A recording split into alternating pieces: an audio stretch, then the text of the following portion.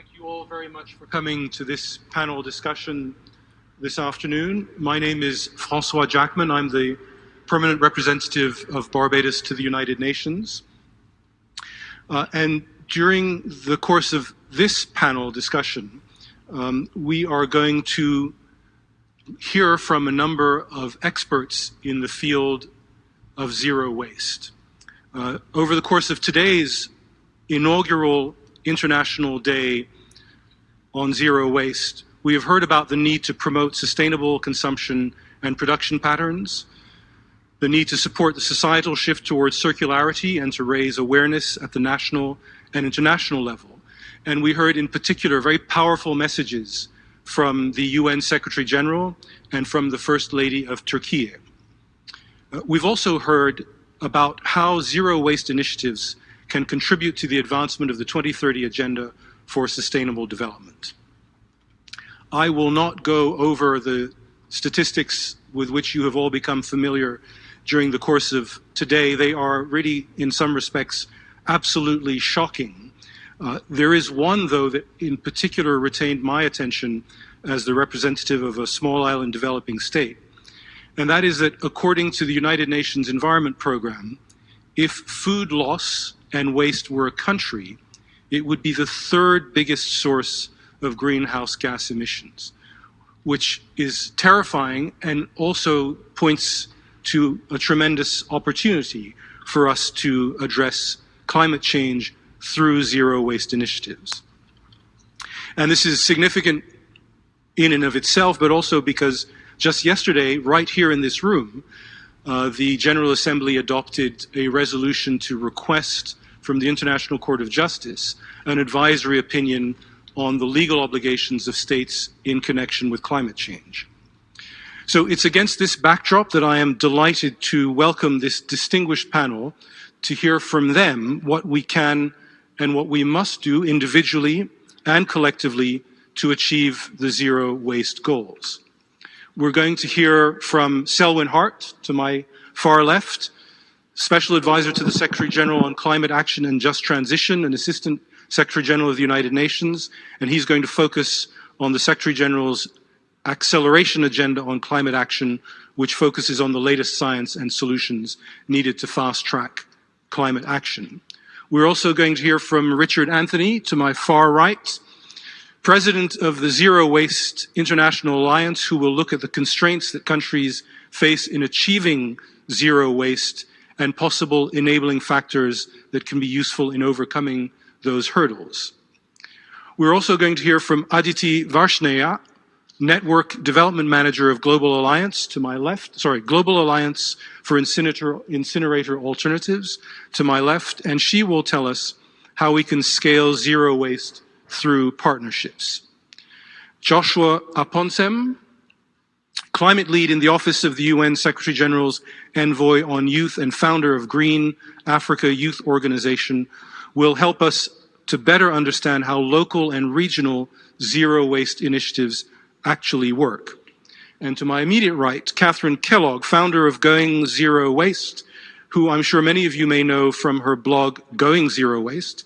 Today she will address how we can leverage science expertise and infrastructure to achieve our zero waste goals. And at the end, should time permit, we can have a brief, and I do emphasize brief moment, for questions, answers, and comments. So colleagues, friends, excellencies, without any further delay, I'm going to turn first to you, Assistant Secretary General Selwyn Hart. Assistant Secretary General, we were together this morning in a meeting discussing the Intergovernmental Panel on Climate Change's most recent report. And in his video message at the launch of the report, the Secretary General referred to the Climate Solidarity Pact he had proposed to the G20. And he spoke of a new plan, a global initiative, a blueprint to help advance that, an acceleration agenda, he calls it.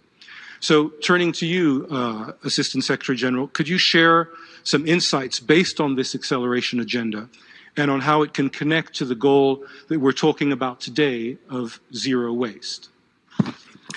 Thank you so much, Ambassador Jackman. It's a pleasure to be here with you. And the staggering and sobering findings of the Intergovernmental Panel on Climate Change, which were captured in its synthesis report that was released about 2 weeks ago, really tell us that now, it is now or never for addressing the root causes of the climate crisis, and that no effort should be spared over the now and over the course of the next few years for us to work cooperatively and urgently to reduce emissions while simultaneously protecting those on the front lines of the climate crisis. The report is absolutely clear. The window of opportunity to limit the increase in global average temperature to 1.5 degrees Celsius, that window of opportunity is rapidly closing. And even at current levels of warming, 1.1 degrees Celsius since pre-industrial levels, we're seeing unprecedented impacts, climate impacts in every country, in every region, and on every continent. And the cruel irony of the climate crisis is that those that have contributed least to the climate crisis are being impacted most.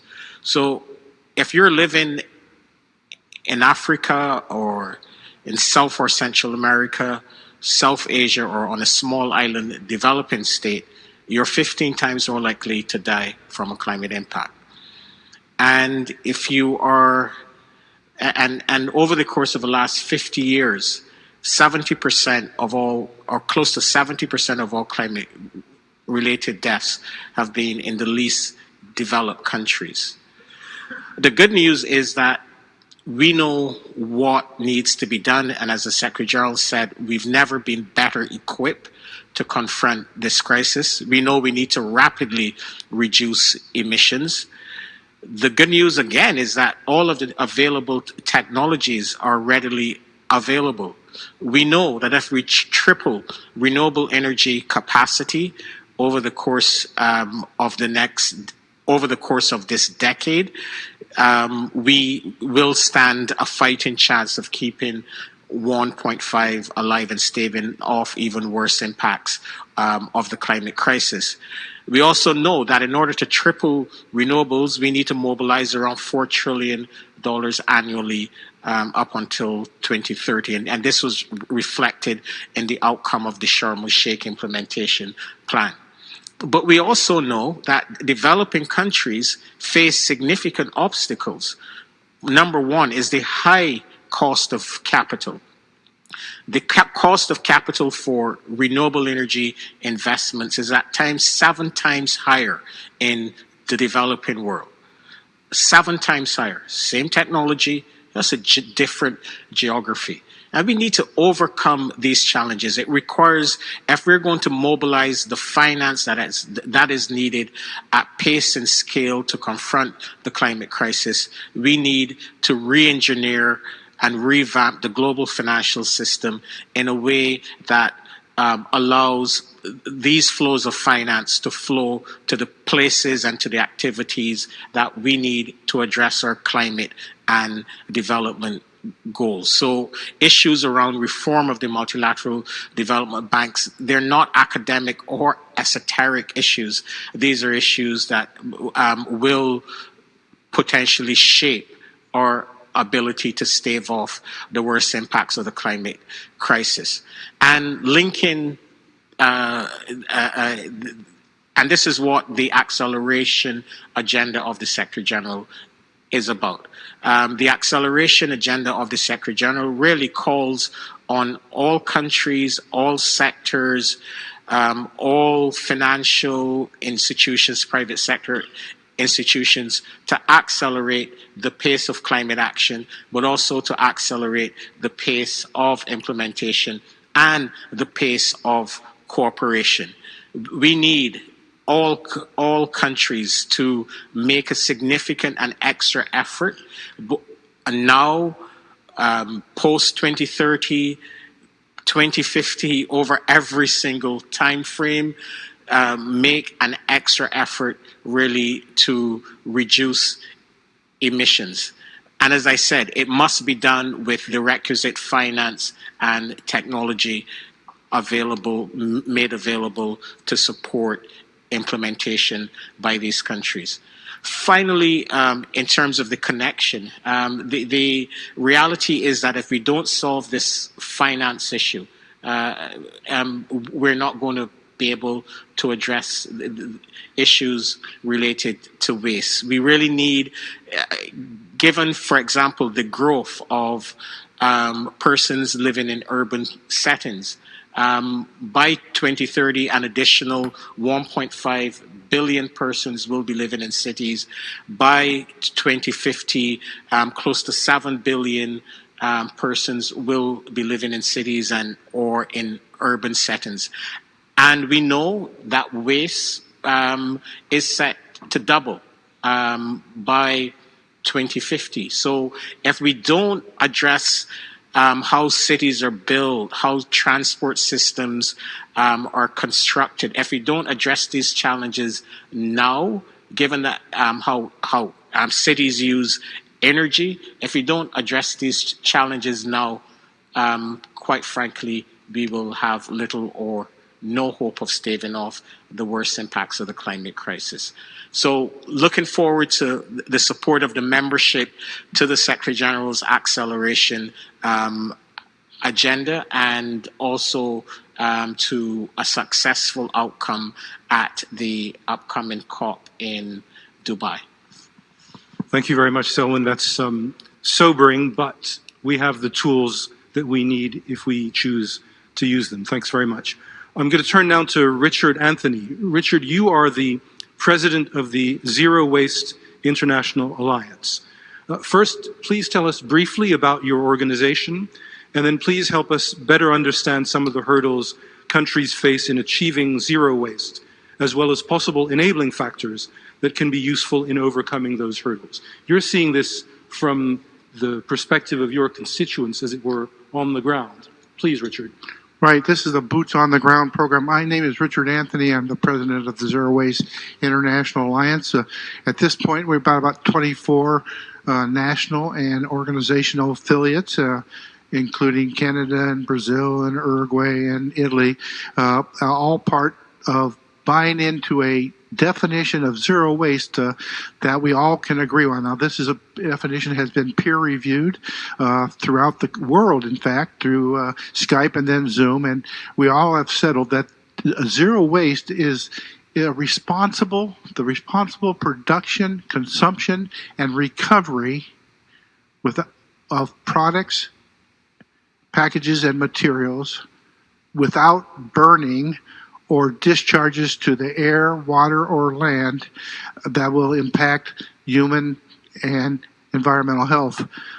This definition sits on top of where we're going. We've come together over the last 3 years with a series of 9 basic objectives, again internationally peer reviewed, that we think we have. And this is the group. Hearing from the top this morning, I realize that now we're the boots on the ground that are going to help make this thing happen. Number one would be, of course, equity. We want to make sure that both in our profession and in our facilities, that we are fair and equitable in how we cite and how we deal with that.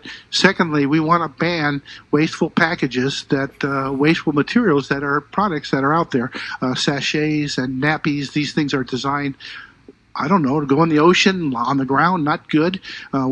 Third, we want the producers to be responsible for handling these materials, and in cases of like marine debris and the litter around the rivers and oceans of our country, we need Coke and Pepsi and Unilever to be in charge of cleaning that stuff up.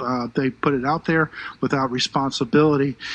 Fourthly, we want to require sorting, separation between recyclables, organics, and durable goods. So don't forget about the reusables and durable goods. Fifth, it would be the collection of edible food for feeding poor people, and then organics. This would be a separate collection of organics to go to composting to make soils, healthy soils for local communities. We want to repair and reuse industry in which products have to be that are sold have to be able to be repaired or recycled, and we want the manuals to be produced so that we can fix them ourselves. We want zero waste infrastructure, which means that in the places of the landfills and the incinerators, we want to put resource recovery parks where self-haul people can drop their materials, and composting facilities. We also composting facilities and infrastructure, and then we want to ban. We don't want to.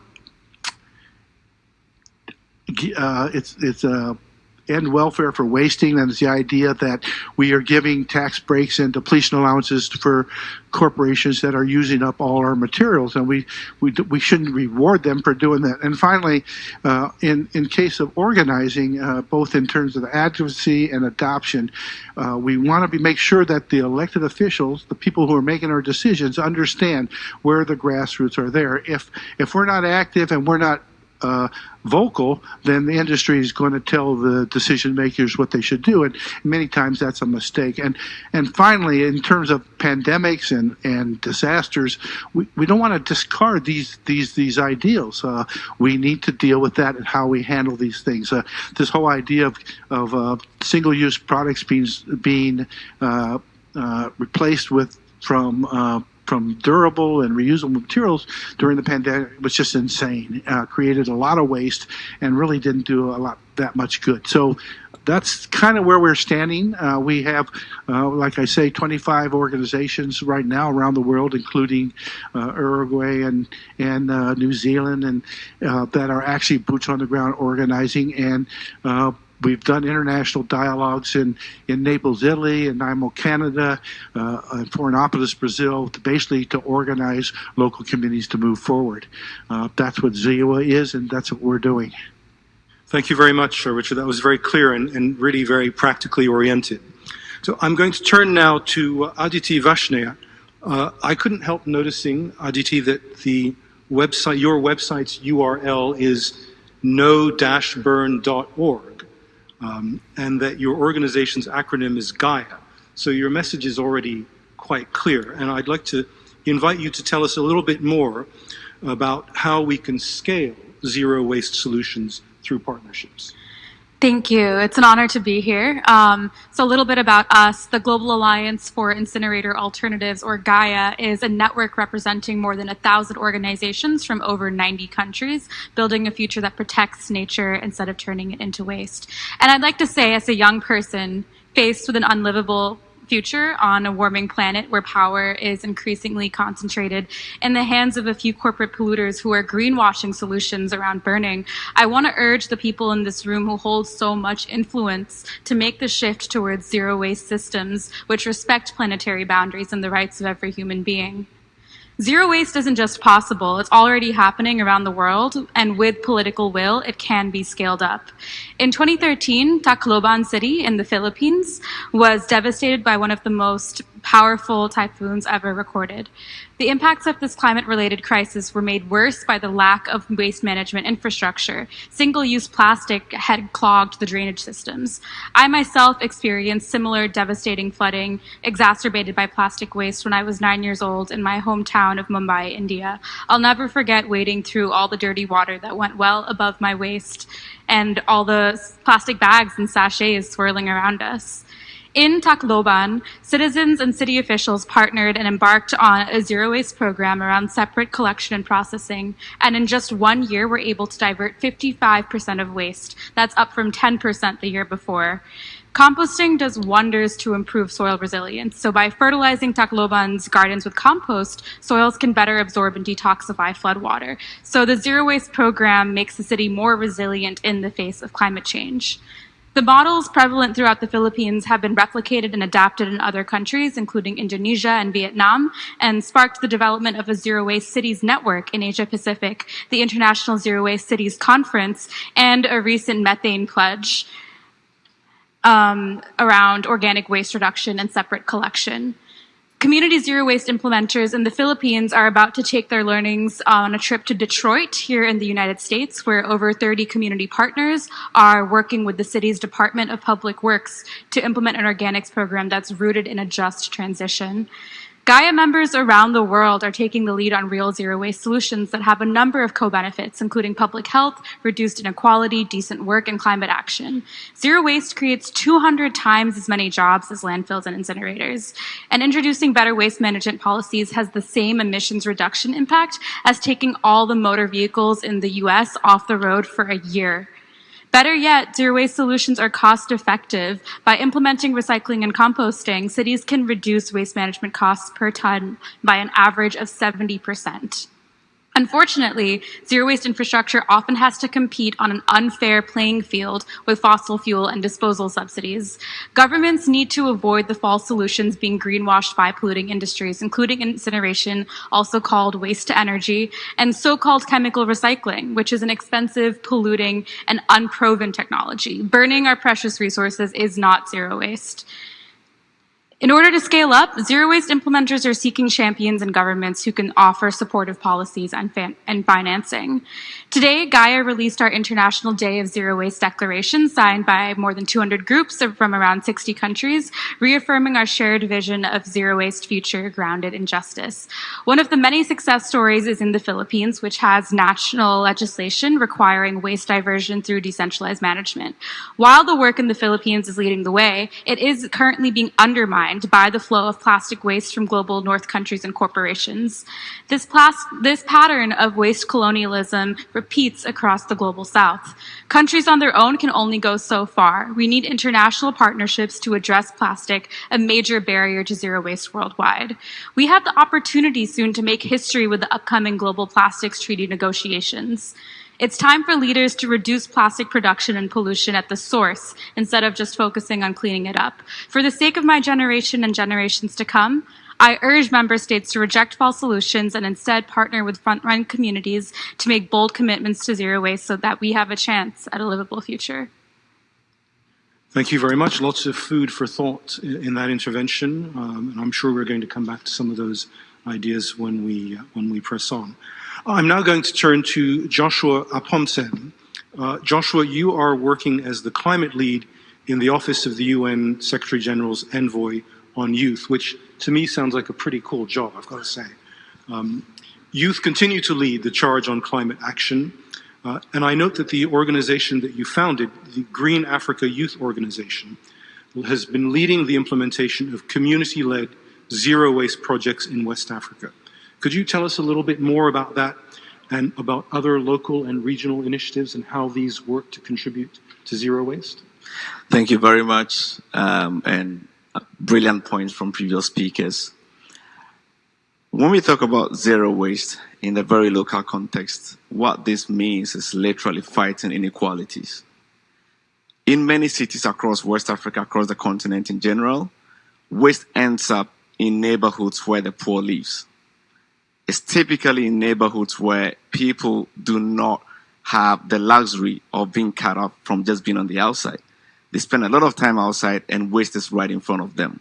So children and youth constantly having a very high exposure to toxins and hazardous materials, which really impact their everyday life.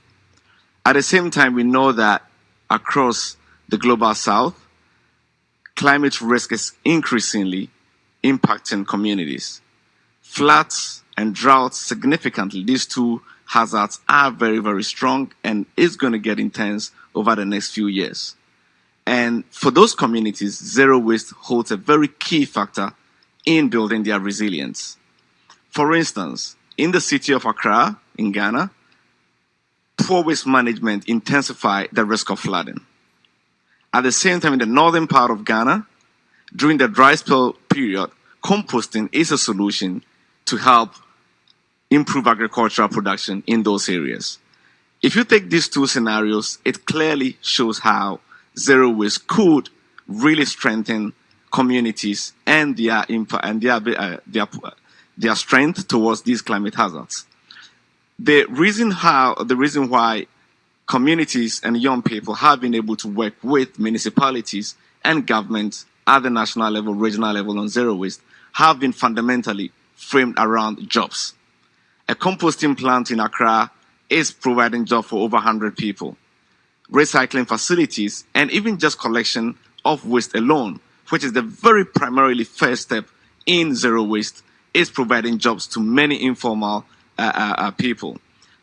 The reason why inequality is the primarily fundamental road for zero waste is that across Africa, across South Asia, informal waste pickers are facing a lot, and here I stress it again, a lot of discrimination.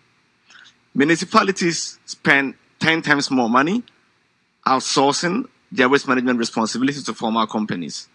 At the same time, informal waste workers who literally clean up most big cities and mega cities in the global south and even in the global north, twice have the chance of being discriminated, harassed than their formal colleagues. This is a call that there is no way we can achieve zero waste without the informal sector. There is no city that can achieve zero waste without mainstreaming, supporting, and integrating, not formalizing, integrating the informal sector into their waste management processes. If we can scale zero waste, as Gaia preached, if we can scale zero waste, as Anthony said, it really relies on working with the informal sector.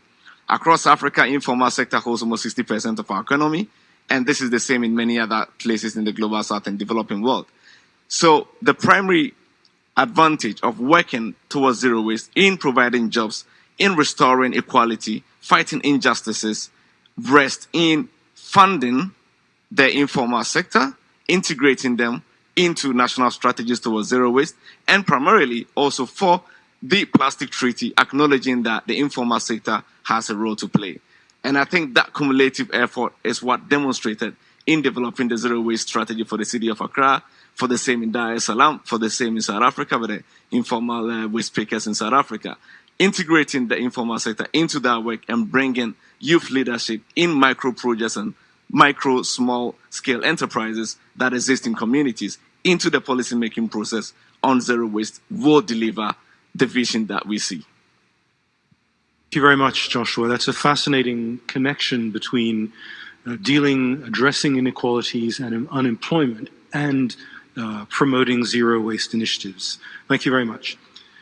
Last, but certainly not least, I'm going to turn to Catherine Kellogg. So, Catherine, for those of us who may not know, first, could you tell us what prompted you to start your Going Zero Waste blog, and tell us a little bit about the lessons you've learned along the way, about how best we can leverage science, expertise, and infrastructure to bring us closer to a zero waste world. Yes, thank you so much for having me. It is such an honor to be up here with so many amazing people who are doing such amazing work. So I founded the blog goingzerowaste.com back in 2015, and the whole purpose behind it was to help people reduce their waste and to live a more sustainable life. I am an author of 2 books, and I also served my local government in California to help work on waste reduction policies. I'm also an actor, which might be the least important thing about me up here on this stage today. However, I do think it's really important because I think that was the success of my platform is because actors at our core are storytellers. We have the desire to connect with people and to share messages. And I think that's so important to me personally because I did not grow up in a super sustainable household. I didn't grow up in a super sustainable area. I did not go to school for science. I knew very, very little about trash, waste, planetary resources. And the more I learned, the more I wanted to communicate those messages because many of the zero waste practices and principles that I picked up were done out of financial necessity. It was way cheaper for me to buy a pack of cloth towels that I could reuse over and over again rather than using paper towels. It was cheaper for me to get my dance shoes repaired than it was to buy new dance shoes, and the list just goes on and on and on. And so when I moved to California, I felt like their messaging was really clear about reducing waste, and I realized that so many of the things I was doing in my daily life weren't only reducing waste, they weren't only saving me money, but these were also good things for the planet. So I started writing because I wanted to share these stories, because I wanted to find a way of connecting with people and sharing so many of these things that I had never learned before and that I didn't know about. And so as I was reducing my waste, I challenged myself. I said, okay, so how far can we actually take this? And so what I did is I tried to produce as little trash as I possibly could. And with few exceptions, within 2 years, all of my trash fit into a pint mason jar. And when I looked at that jar, what I saw was my access, my privilege, the infrastructure, the support, and everything that I had going into that. I'm from Arkansas, and so I thought if I had been in Arkansas instead of San Francisco, this probably would have been much more difficult. So what were the things that set me up for success? And how can we create this success to remove the burden of the individual person? And how can we hold more corporations accountable for the packaging that they produce? So here are a few ways that I was able to drastically reduce my waste with the infrastructure that was able to support me.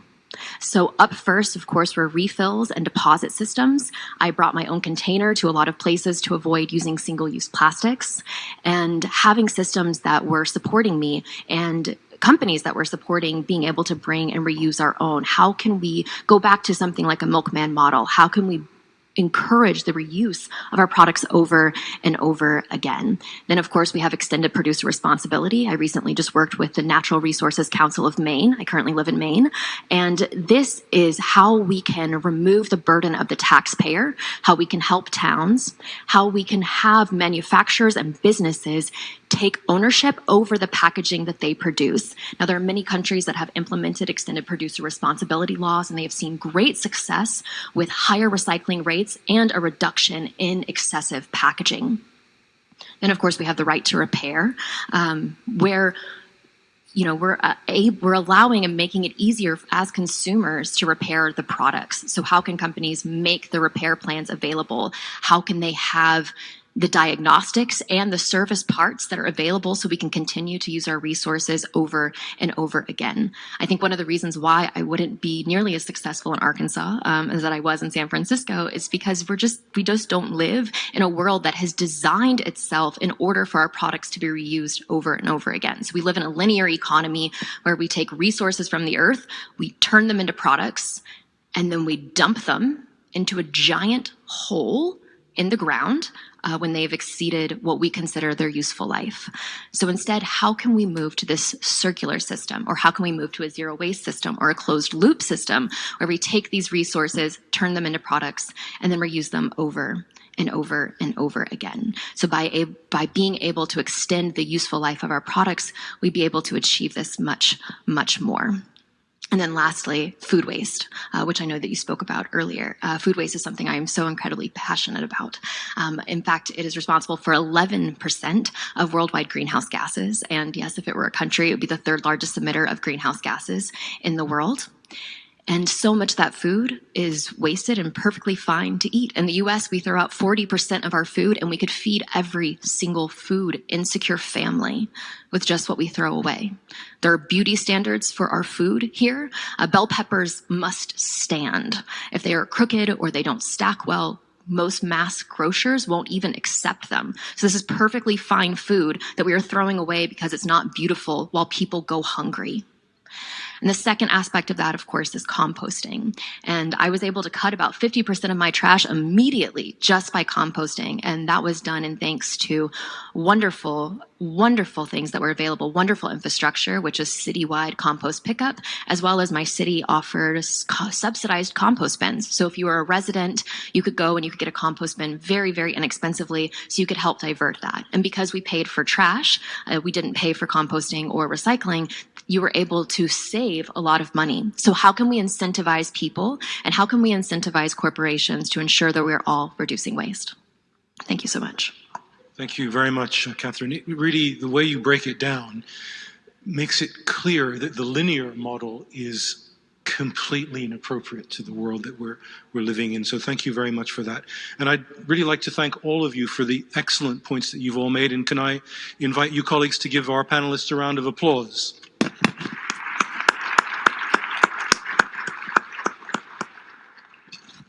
So, colleagues, we have a few minutes left, and in that time, I would like to invite any one of you here in the General Assembly who may have a brief, and I underline brief, question or comment to do so, to indicate that you wish to speak and to speak. I'm looking around the hall to see if there's anyone, but apparently the presentations and arguments put forward by our panelists have been so convincing that all of your queries, doubts, and uncertainties have been responded to. So that really is a job well done, panelists. And in the few minutes that we have left, perhaps I could ask the five of you to give in 1 minute a final message, a takeaway for the audience here in the General Assembly and those who are watching us online. And Selwyn, I started with you, so if I may start with you again. My one takeaway is, quite frankly, we have a once-in-a-generation opportunity to place the world on a sustainable pathway, and it's absolutely essential that we seize that once-in-a-generation opportunity. Yep, that's 1 minute, and that was clear. Thank you very much. Richard? Well, zero waste starts with yourself. As Catherine was talking about, you have to deal with yourself, then your family, then your neighborhood, and then your city, your organization. And my takeaway is that we need to organize and make democracy work. And the way we make democracy work is that we organize together and we let our elected officials know what we think we need. I think that's one of the most important part is organizing. Thank you very much. Aditi? Yeah, there are so many policies that governments can be pushing forward to advance zero waste, like extended producer responsibility, where producers have financial responsibility over the full life cycle of their products, like setting a goal for a certain percentage of diversion away from incinerators or landfills, or phasing out certain types of single-use plastics. These are policies that are already being implemented around the world very successfully. And I encourage you to check out Gaia at no-burn.org, where we have many resources for zero waste implementers and advocates. Thank you very much. Joshua? Yeah, so briefly, zero waste is injustice, is zero emissions, is fighting climate justice.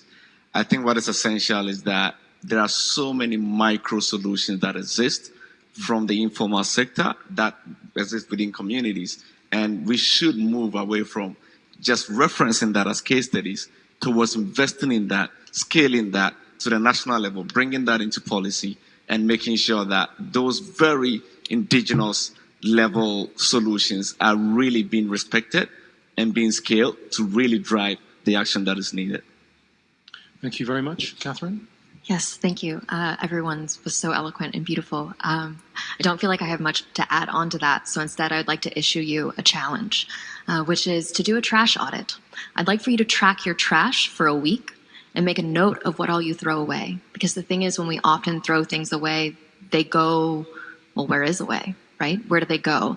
And often it's out of sight, out of mind. So if you haven't gotten in touch with what you're actually throwing away, then you might not know what you're fighting for. So I'd really just like to encourage everyone to keep track of that and then use that information going forward. Thank you.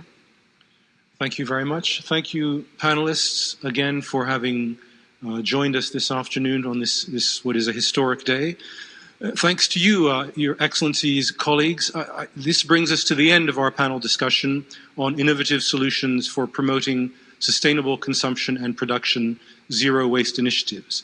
I want to take a moment also to to express my appreciation to the leadership provided to this initiative by the government of the Republic of Turkey and by the UN and its many agencies who've been involved in making this possible, bringing this idea, these initiatives, these solutions to the fore. There is much more we can do to achieve zero waste, and if you'll forgive me for saying it, there's not a moment to waste. Thank you.